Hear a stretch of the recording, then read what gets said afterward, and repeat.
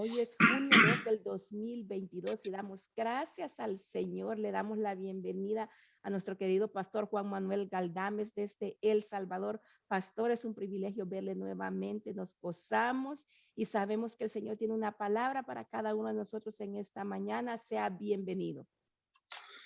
Muy bien, buenos días a todas y a todos. Veo que también hay algunos hermanos conectados y qué bueno, les felicito siempre por mantener la llama encendida de la oración, especialmente en los días que estamos viviendo. Eh, yo me levanto un poquitito más tarde que ustedes para ir a caminar y conversar con el Señor mientras estoy dando vueltas ahí en el redondel aquí cerca de casa y matar dos pájaros de un tiro, ver el amanecer, conversando con el Señor y también haciendo un poco de ejercicio, porque ya la edad que tenemos necesitamos esto también, no solo el ejercicio espiritual, sino también el ejercicio físico.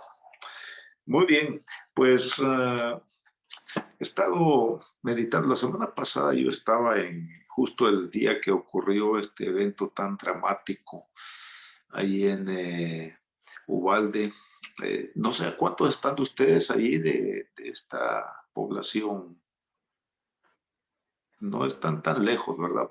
Tal vez unas 4 horas, 5, por allí, según recuerdo el viaje que hice de Houston a Eagle Pass hace unos años para predicar en una iglesia en Piedras Negras. Y yo estaba en Ecuador y justo ese día fue el día de mi cumpleaños, el día de la situación allí en este lugar. Y toda la semana pasada obviamente fue marcada para nosotros por lo que había sucedido y tratar de encontrar respuestas o contestar preguntas de personas que dicen, ¿y esto por qué pasa? ¿Y qué podemos hacer en una situación como esta, etcétera?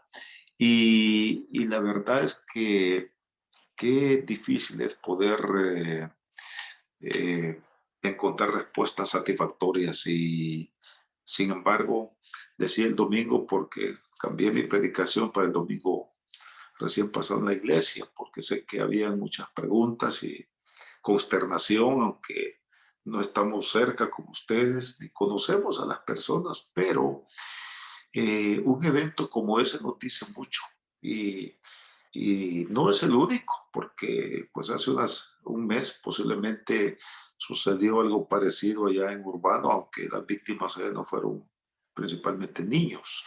Pero el punto es que surge la pregunta, ¿y qué está pasando en el mundo? Y decía yo el domingo que una cosa que tenemos que tener mucho cuidado es no perder de vista el contexto más amplio de la situación, no enfocarnos solamente como un microscopio en el evento allá en Uvalde, o allá en Buffalo, o en Columbine, o en Aurora, o en San Bernardino hace unos años, o la maratón de Boston, cuántas cosas que han sucedido, o la guerra en Ucrania y Rusia, o la pandemia, etcétera. Tenemos que aprender a ver el cuadro completo de lo que sucede en el mundo y en la sociedad humana. Hace unos años leí de el hermano Billy Graham que había ido a Europa en un viaje con su esposa y posiblemente un viaje ministerial de alguna de sus cruzadas. Y estaban allí en París visitando el Museo del Louvre, que es este museo famoso donde hay unas obras de arte y creo que la Mona Lisa está allí. Y él estaba yendo con ella por unos pasillos apreciando algunas pinturas y de repente él está viendo un cuadro así de cerca y no se da cuenta que su esposa ya no está aquí a su lado, Ruth. Y entonces Billy Graham viendo le dice, oye Ruth, yo no entiendo cuál fue el mensaje que quería transmitir el artista aquí. Y entonces su esposa, que estaba unos metros más atrás, le dijo, Billy, tienes que retirarte para ver el cuadro completo, la perspectiva y entender el mensaje. Y entonces dice él que cuando se hizo hacia atrás y vio el cuadro, entonces entendió el mensaje, que era lo que el artista quiso comunicar en la pintura. Y si nosotros no nos retiramos para cobrar perspectiva y nos posicionamos en la palabra de Dios, entonces será muy difícil que podamos entender lo que está pasando y dar respuestas. Porque dice Pedro, primera Pedro, capítulo 3, no 4, que debemos de estar preparados para presentar defensa de la esperanza que hay en nosotros con mansedumbre. Así es que, ¿qué podemos decir en cuanto a esto? ¿Qué es el escenario más amplio de lo que está sucediendo? Allá en 2 Timoteo capítulo 3, 2 Timoteo capítulo 3, cuando Pablo escribía ya su testamento ministerial, digamos, su testamento pastoral a su siervo Timoteo, le dice en el versículo 1 del capítulo 3 de su segunda carta: también debes saber esto, que en los posteriores días vendrán tiempos peligrosos. Y la verdad es que estamos viviendo tiempos peligrosos. Entonces, si la palabra de Dios dice en los posteriores días vendrán tiempos peligrosos, estamos viviendo tiempos peligrosos. Conclusión, estamos en los últimos días. Estamos entrando en este umbral de anticipación para la segunda venida de Jesús. Pero la pregunta es, ¿qué tenemos que hacer para poder vivir sabiamente? Porque Pablo advierte a Timoteo aquí. Vean lo que le dice: porque habrá hombres amadores de sí mismos. Estos son narcisistas, ¿verdad? ¿Y cuántos de esos tenemos ahora en el mundo de la política? Creen ser la última Coca-Cola del desierto y como dicen más en México, creen ser la mera mata donde se rasca la espalda del tigre, ¿verdad? Y cosas así para describir ese carácter de yo y yo, y nadie más que yo. En el mundo artístico, en el mundo religioso también hay predicadores que creen que son la última palabra y todo lo que ellos dicen es igual o un poquito superior a la palabra de Dios. Y si acaso un poquito menos nada más, pero estoy muy cerca, rozando la palabra misma de Dios cuando hablo yo. Y qué triste eso. Pero es lo que dice Pablo. Y continúa: avaros, vanagloriosos, o sea, se vanagloria de sus logros religiosos, deportivos, artísticos, políticos, etcétera. Avaros, vanagloriosos, soberbios, blasfemos, desobedientes a los padres, ingratos, impíos. Ahora, aquí en el versículo 3 abre una descripción muy interesante y muy conectada con lo que pasó la semana recién pasada. Sin afecto natural, dice, implacables. Y esta frase significa, o quiere decir en el original griego, sin amor a la vida. Es decir, no aman la vida, ni propia ni de los demás. No estiman en nada la vida. Hace unos, tal vez 30 años, cuando comenzaba acá en El Salvador esto de las pandillas, en la expresión en que la tenemos ahora. En aquel tiempo eran estudiantes de colegios que se enfrentaban ahí en el centro de la ciudad. Quiero decirles que aquí todo está muy cerca. Cuando digo el centro de la ciudad, yo vivo en un suburbio, digamos, como le llaman allá en los Estados Unidos, pero el centro de la ciudad me queda unos 15 minutos. Y si voy ahorita menos, porque casi no hay nadie en las calles. Todo es muy cerca aquí, todo. En la playa nos queda 30 minutos y la montaña a 1 hora y ya se acabó el país. Yo siempre digo, la semana pasada que estaba en Ecuador, me preguntaron, ¿y qué tan pequeño es El Salvador? Y realmente nosotros creo que cabemos 11 veces en Ecuador. Y no lo podían creer. Y les digo, cuando estábamos pequeños y yo jugaba a las escondidas, yo siempre me iba a esconder a otro país mejor, porque solo en El Salvador era muy fácil, no tenía diversión en el juego, así que se valía escondernos en otro país, pues están ahí nomás. Pero el punto es que en el centro de la ciudad se enfrentaban estudiantes de un colegio con otro colegio y otro colegio, y eran pedradas que llovían y cinturones, de esos cinturones que usaban en los colegios con una vía gruesa, metálica, y la agarraban y comenzaban a atacar a los, en fin, y a veces aparecía más de un arma blanca, un cuchillo en el medio. Así comenzó todo. Y luego se comenzó a ir a los barrios y a las zonas residenciales. El punto es que entrevistó uno de los reporteros y periodistas más reconocidos acá. Entrevistó en una ocasión a uno de ellos, a uno de estos muchachos, y lo entrevistó con el rostro oscurecido, es decir, se veía la silueta oscura nada más, pero su rostro no se veía. Era la condición que él había puesto para la entrevista. Y creo que deformaban un poco la voz también. Y entonces él le preguntó, ¿te has puesto a pensar? Le dijo el reportero que por andar en esto podrían matarte. Y entonces este muchacho le dijo, oh, no importa, mi vida no vale nada. Y entonces este reportero le dijo, bueno, eso es lo que tú piensas, pero puedes matar a alguien que no piensa igual que tú. Entonces este muchacho le dijo, mire, si mi vida no vale nada, la vida de los demás vale menos. Yo me quedé pensando en ese momento, la vida de los demás vale menos que nada. De repente este muchacho inventó una nueva categoría en la física, en la matemática, no sé.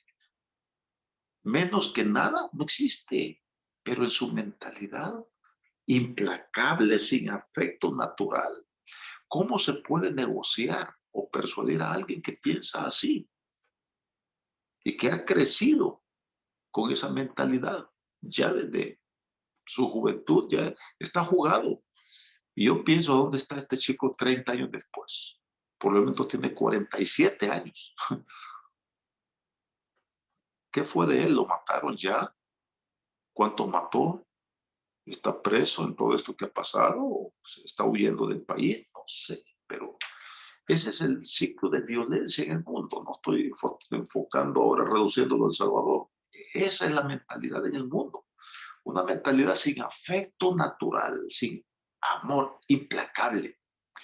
No sé si ustedes han visto este video ayer, me lo enviaron, ya me habían comentado de un niño que están entrevistando y le pregunta a la maestra qué quiere ser cuando sea grande. Y esto ocurrió en los Estados Unidos porque el niño está hablando en inglés y la maestra también, y está apareciendo los subtítulos. Y yo estaba leyendo el lip sync, la sincronización de labios, a ver si no era una cosa superpuesta, porque ahora con la tecnología podemos hacer un video con Vladimir Putin y Zelensky besuqueándose y el video es real, pero el hecho no, ¿verdad? Todo se puede montar ahora. Yo decía, realmente este niño está diciendo eso porque la maestra le preguntó, ¿qué quiere ser cuando sea grande? Y este niño le dijo que quería ser asesino, killer. Y entonces la maestra le continúa, pues ya, ¿y por qué? Oh, dice que cuando yo estaba más pequeño vi una escena, una película, algo así, donde había un hombre asesinando personas. Y dice que yo vi mi cara en ese hombre, en ese asesino. Entonces dije, ah, ¿cómo se sentirá eso? Y yo me quedo pensando, no quiero atravesarme por el camino de ese niño en la vida, a menos que esté dispuesto de, o decepcionado de las deudas que tengo o lo que sea, pero no quiero pasar por su camino. Y entonces la maestra le preguntó, ¿y para qué quiere ser un asesino? Dijo él, oh, para matar a todo el mundo. Y le dijo, ¿a todo el mundo? No, a mi familia no, dijo. A mi familia no. Ah, ese niño está estableciendo una línea moral de valor. donde solamente su familia cabe. Entonces la maestra le preguntó, ¿y a mí me asesinarías también? Y el niño se queda, no haya que decir. Y le dijo, no, no, a usted no, tampoco a usted. ¿Y qué pasa cuando un niño va creciendo así? ¿Qué va a hacer cuando tenga 18 años y pueda ya comprar un rifle de asalto? Ese es el mundo que hemos creado, el mundo postmoderno, el mundo de poner un hombre en la luna y mandar una nave a Marte y de tener celulares que nos comunican con cualquier parte del mundo y poder interconectarnos. Qué increíble, y poder operar a distancia, en línea ahora. Y todas estas cosas que ha producido la ciencia. Pero lo que ha engendrado es una sociedad y una cultura de insensibilidad implacable, sin amor a la vida, sin respeto a Dios, sin concepción de Dios realmente. Ayer que le mandé este video a una amiga, que es abuela, y me decía, oh, los padres no le han inculcado el amor a Dios a este niño. Y si le decimos eso a los padres, dirían, ¿cuál Dios? Porque han crecido sin Dios. Esa es la verdad de las cosas. Ampliemos el panorama. Y no es un valor que les hace clic en la mente a estos padres. ¿Cuál Dios? ¿Para qué? Ahora sigue diciendo Pablo aquí, calumniadores, en el versículo 3, intemperantes, o sea, sin control de su temperamento. ¿Y cuántas situaciones, cuántas escenas vemos así ahora? Lo que se llama la falta de tolerancia, la intolerancia en las calles. En el tráfico alguien se enoja porque el otro le pitó, se baja y comienza a agredirlo, y si tiene un arma de fuego la sacan. Aquí está pasando lo mismo. Intemperante, sin control del temperamento, quiere decir esto. Crueles, aborrecedores de lo bueno. O sea, hoy tenemos ya los días que dijo Isaías, hay de vosotros que a lo bueno llamáis malo y a lo malo llamáis bueno. Y ahora aborrecemos lo bueno. Si hay un foro, un programa con jóvenes de entrevista y están hablando acerca de la moralidad sexual, y uno de los jóvenes entrevistado ahí, cristiano con sus valores firmes, dice, pues yo creo en la pureza moral y sexual y conservarme puro hasta mi matrimonio, porque el sexo fue creado por Dios. ¿Qué creen ustedes que pasaría en la audiencia? Se burlarían de él. Y las llamadas telefónicas, la participación, no, ¿cómo puede haber gente retrógradas todavía que creen en Dios? Sí, esa cosa. Ajá. Entonces, el panorama más amplio nos muestra un mundo sin una moral, conforme a los valores de Dios. Cada quien determina lo que le parece, es bueno o es malo. Y realmente no nos conducimos por bueno o malo, sino por conveniente o no conveniente. Punto. Recuerdo aquel pasaje, aquella historia cuando José está allá en Egipto, lo han vendido sus hermanos. Qué cosa, ¿verdad? Nada nuevo debajo del sol. Sus hermanos lo venden como esclavo. Y eso porque la sacó barata, porque lo querían matar, realmente. Al final le dieron descuento y promoción, así que no te vamos a matar, te vamos a vender. Ah, qué suerte. Con hermanos así, quien quiere enemigos, ¿verdad? Así que José termina en Egipto vendido como esclavo. Y estando allí, entra en la casa de su amo, Potifar, que lo compró, y entra para hacer los quehaceres de la casa. Y él era como el mayordomo, toda potestad tenía, porque su amo confiaba en él. Y bueno, ya sabemos la historia, no vamos a relatarla ni dar detalles, pero La mujer de Potifar pone sus ojos, dice él, en José. Y entonces quiere seducirlo. Acuéstate conmigo. Y entonces José reacciona con los valores de Dios. Ahora, qué interesante, José no tenía la Biblia. No había Biblia. Se estaba escribiendo, ellos estaban escribiendo la Biblia. No iba a la iglesia, no pertenecía a un estudio bíblico, no se conectaba en línea con su padre para que le diera la próxima lección de discipulado. Nada de esto. Solo tenía la noción moral, una noción de lo que es bueno y lo que es malo. No lo que es conveniente, lo que es inconveniente, no lo que es placentero o no placentero. Pero su noción moral, que venía de un Dios único y verdadero, del monoteísmo al cual se convirtió Abraham, porque Abraham, créanme, no aceptó a Cristo. No sabía, no tenía idea de cosas así. No iba a la iglesia, no había. Solo tenía un altar que construía donde quiera que iba. Y eso transmitió a Isaac, Isaac lo transmitió a Jacob, y Jacob, con todas sus deficiencias de carácter, ellos también, pues lo transmitían a sus hijos. Pues de sus hijos 10 no la agarraron, no la captaron muy bien. Son los que vendieron a José. Pero José sí. Y le dice José a esta mujer, ¿cómo haría yo este grande mal y pecaría contra Dios? No le dice, uy, no, tú vas a ver con cuántos los has hecho y a saber si me vas a transmitir alguna enfermedad de transmisión sexual. No, no lo hizo por miedo al contagio de una enfermedad. Lo hizo por temor a Dios. Porque el temor de Dios viajaba con él donde quiera que fuera. No importa si estaba en Canaán o en Egipto, si estaba en la casa de Potifar o en la cárcel, donde quiera, se comportaba bajo el temor de Dios. Y eso es lo que necesitamos. Crear, una generación que tema a Dios. No que sepa manejar la consola de juegos.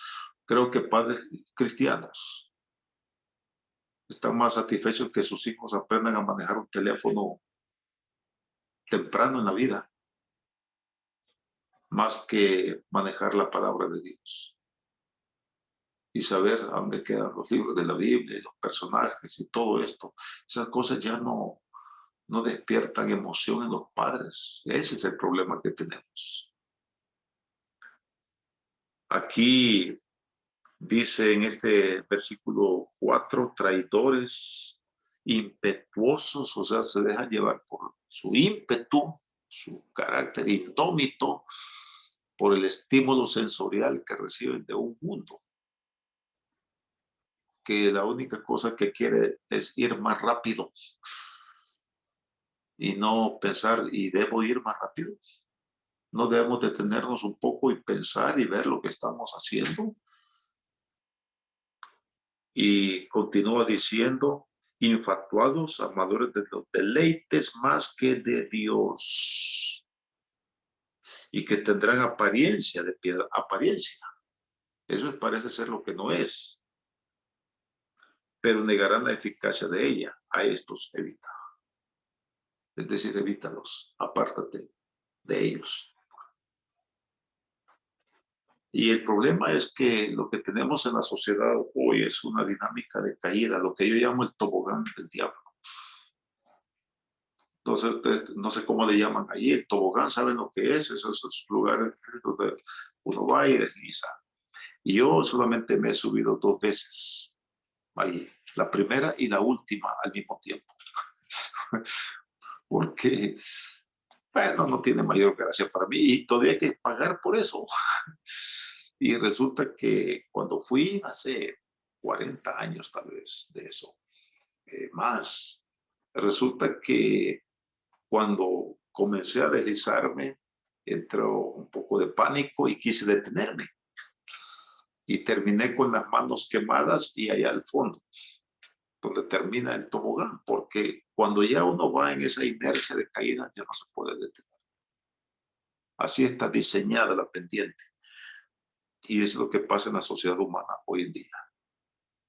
Estamos en una caída que es difícil detenernos. Por eso dice en el versículo 13 el apóstol Pablo aquí: mas los malos hombres y los engañadores irán de mal en peor, engañando y siendo engañados. Y esa es la inercia, ese es el tobogán del diablo en el cual estamos hoy en día. Y hay que reflexionar un poco sobre el tema de la necedad humana de la cual habla Pablo a los romanos, allá en Romanos capítulo 1, Romanos 1, versículos 21 y 22. Y dice allí: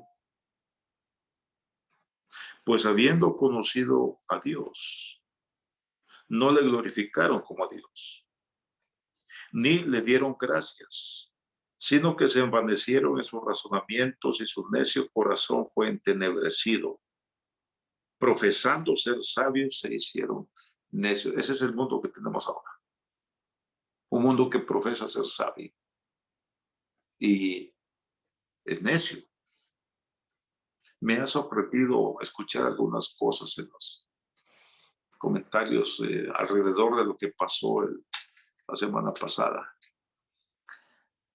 Una estadística que dice que hay 120 armas en las calles, digamos, en los Estados Unidos por cada 100 habitantes. O sea que hay más armas que habitantes. O sea que cada arma en la calle da para que cada uno tenga una y todavía sobran 20 para 20 que salgan premiados y quieran tener dos. Pues este chico la semana pasada tenía 3 que compró para celebrar su cumpleaños. Wow.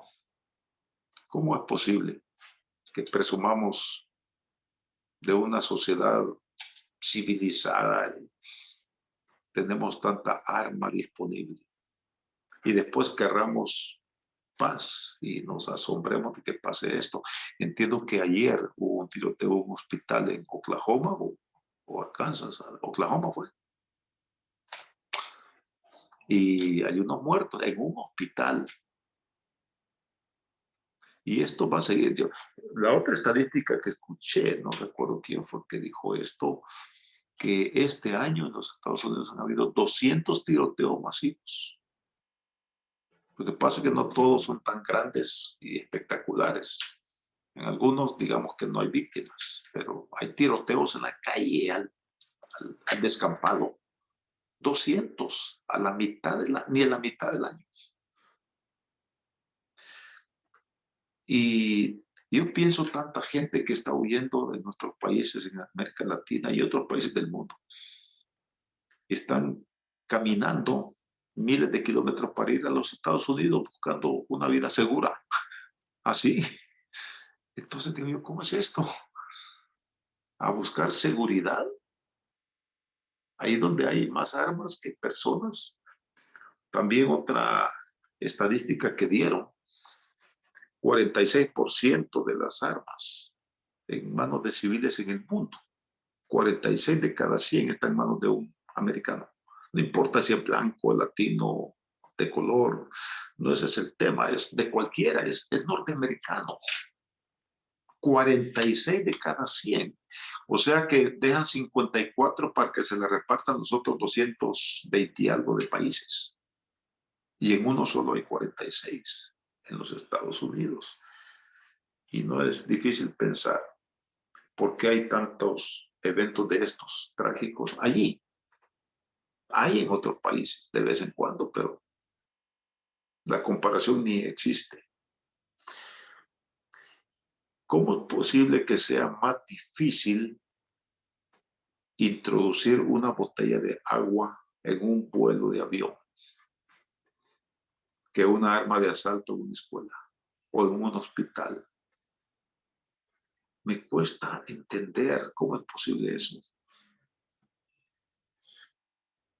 Matthew McConaughey, este artista de películas que es de allí, entiendo, de esa población en Ubalde, dijo la semana pasada, al día siguiente de lo que sucedió, y dijo, no hemos honrado los derechos que nos han concedido nuestras libertades.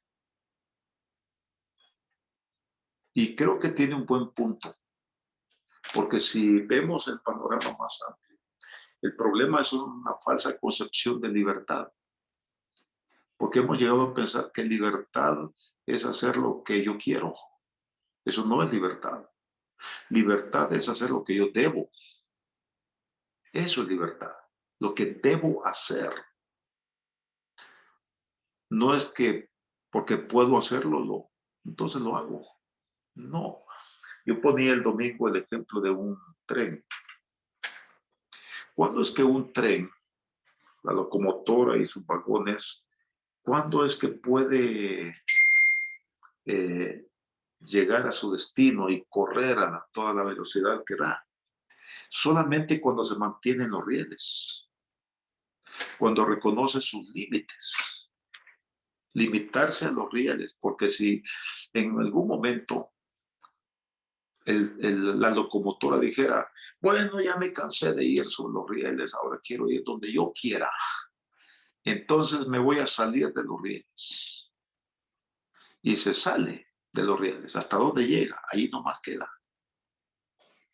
Una de dos, o se descarrila, o lo que sucede es que se hunde en el asfalto, en la tierra, en el césped, se hunde. ¿Por qué?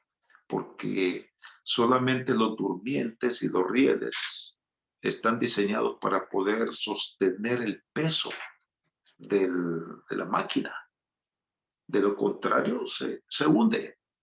Entonces tenemos que entender que libertad no es hacer lo que yo quiero,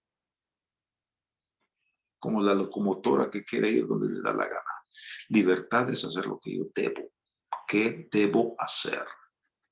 No, pero es que no me agrada. No, es que no se trata de que me agrade o no me agrade. Es que esto debo hacer porque me conviene.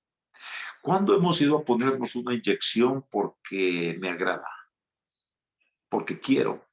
No, nunca. Bueno, este día amanecí con ganas de ponerme una inyección. No. Ponemos la inyección porque necesitamos de ella, porque nos conviene. Lo mismo una cirugía. ¿Por qué nos hacemos una operación? Tampoco lo hacemos porque queremos. No queremos la cirugía, no queremos la anestesia. Hacemos la cirugía porque nos conviene, porque debemos hacerlo. Y es lo mismo con la vida, con los valores, con los principios. Eso es libertad. Hacer lo que debo, no lo que quiero. Hemos confundido libertad con libertinaje, es el problema. Y por eso, profesando ser sabios, pues nos hemos hecho necios. Y como dice McGonagall, no hemos honrado los derechos, los privilegios que nos ha dado nuestra libertad.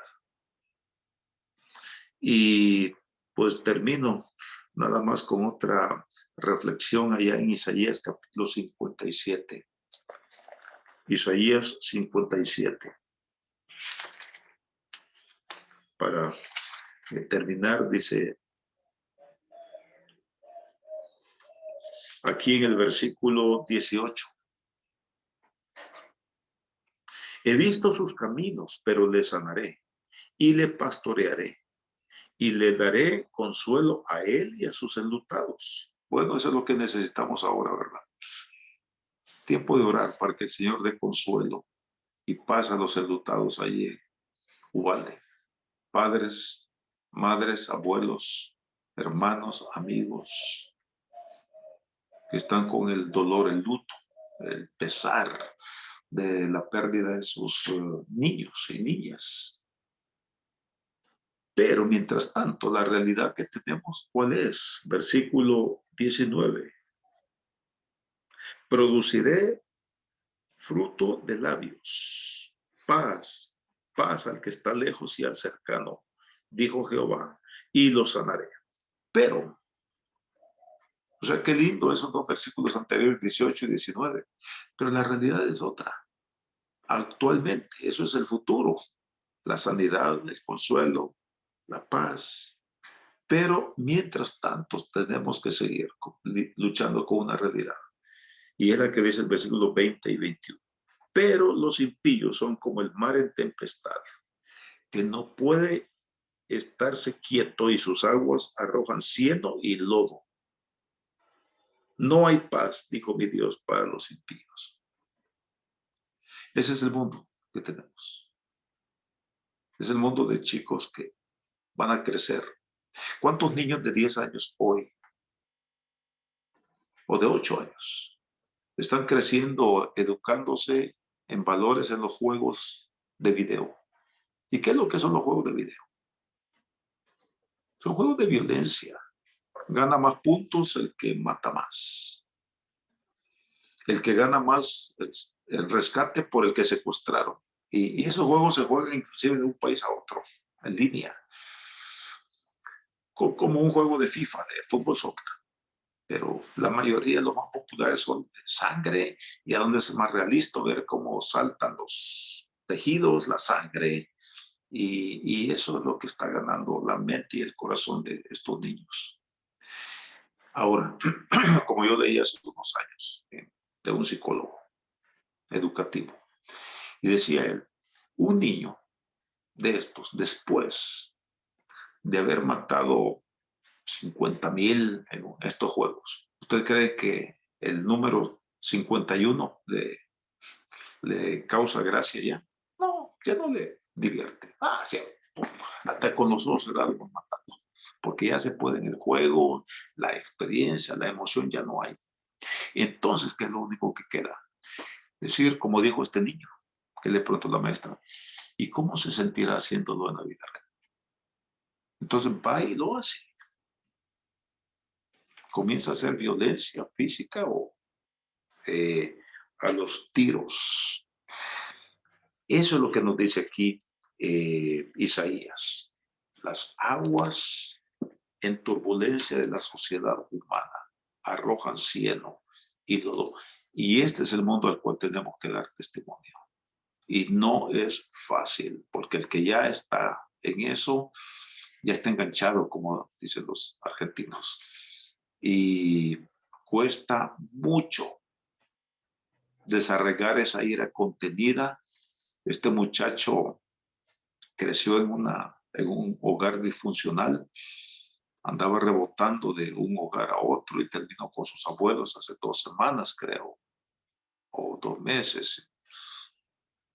Por supuesto, ya los abuelos son personas cansadas, mayores, ya su mentalidad está pensando descansar, ya terminar su tarea, y aquí tienen que luchar con un muchacho indómito, impetuoso, implacable de 18 años. No tienen energía para eso. No entienden el mundo en el que este joven está creciendo. Y este chico crece en un mundo de bullying, de no saber, nadie le enseña cómo lidiar con su defecto del habla, cómo lidiar con el bullying y cómo ver un horizonte más allá de su defecto. Y pensar en el ejemplo de Beethoven, que era sordo y venía de una familia de hemofílicos, y darle esperanza y decirle, oye, puede ser más que esto, porque Dios puede hacer de ti una persona nueva y una persona con victoria a pesar de nadie había en su entorno cercano para hablarle de esto. Quizás solamente había quienes, no te dejes. Si te molestan, tú respóndeles igual. A los tontos ni Dios los quiere. Este mundo es para los fuertes.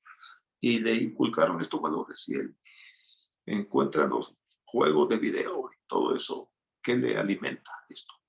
Y pregunto cuántos niños de 10 años, de hecho algunos de los niños que murieron, su pasión, dice, porque vi un reportaje que decía, salía su foto, el nombre y qué le gustaba hacer. algunos jugar fútbol. Y, pero había unos que decía, su pasión era los videojuegos. Yo me quedé pensando, ¿cuántos de estos niños de 10 años que murieron? Triste. Pero ¿cuántos pudieron haber sido candidatos para 8 años después hacer lo mismo? Al lado de todo esto, para terminar, hay una historia interesante para mí porque nos ilustra el mensaje del Evangelio. Esa niña que sobrevivió porque se cubrió con sangre de su amiguita que estaba muerta al lado y se hizo la muerta. Así fue como sobrevivió, porque el muchacho ese seguramente la vio cubierta en sangre y pensó que ya estaba muerta. Se salvó porque se cubrió con la sangre de una amiga.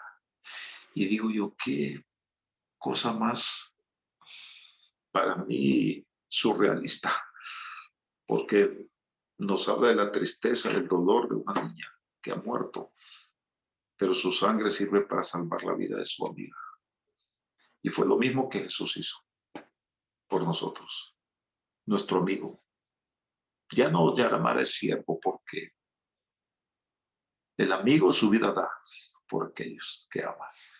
Y Cristo, nuestro amigo, dio su sangre para cubrirnos a nosotros, que estábamos muertos en nuestros delitos y pecados, para tener nueva vida en Cristo.